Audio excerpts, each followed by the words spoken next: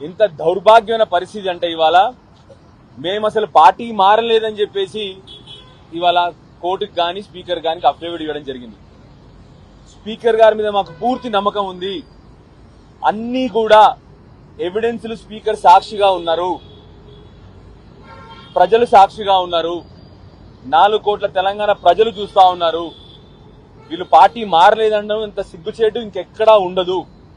మీకు నిజంగా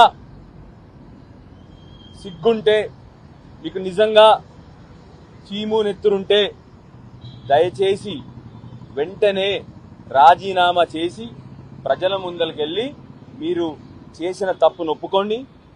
ప్రజలు ఏ నిర్ణయిస్తారో ఆ నిర్ణయాన్ని కట్టుబడి ఉందాము.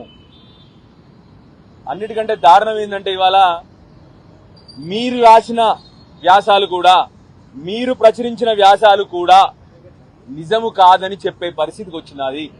అంటే మీరు వార్తలు రాసినవి కూడా నిజము కాదంట. ఇవాళ మీ బంతులో కూడా కోర్టు ఉంది. మీ బంతులో అంటే మా జర్నలిస్టుల బంతులో కూడా కోర్టు ఉంది. మీరన్నీ ప్రచురించినవి, మీరు టీవీలలో చూపెట్టినవి కూడా నిజము కాదన్న పరిస్థితిలో ఆ 8 మంది ఎమ్మెల్యేలు ఉన్నారు. ఇవాళ దయచేసి మీరు కూడా ఆలోచన చేయండి.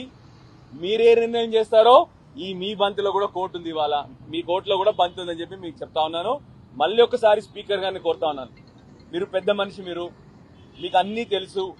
లోపల జరిగిన ఇవాళ మేము ఇచ్చిన ప్రతి ఒక్క ఎవిడెన్స్ కి ప్రత్యక్ష సాక్షి స్పీకర్ గారు, అలా డౌటే లేదు.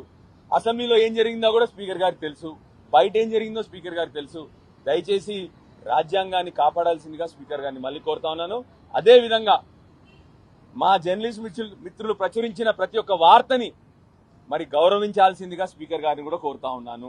వాళ్ళకు కూడా గౌరవం దక్కాలని చెప్పి కోరుతా ఉన్నాను. మళ్ళీ ఒకసారి స్పీకర్ గారిని మా ప్రెస్ మిత్రుల ద్వారా కూడా రిక్వెస్ట్ చేస్తా ఉన్నాను. దయచేసి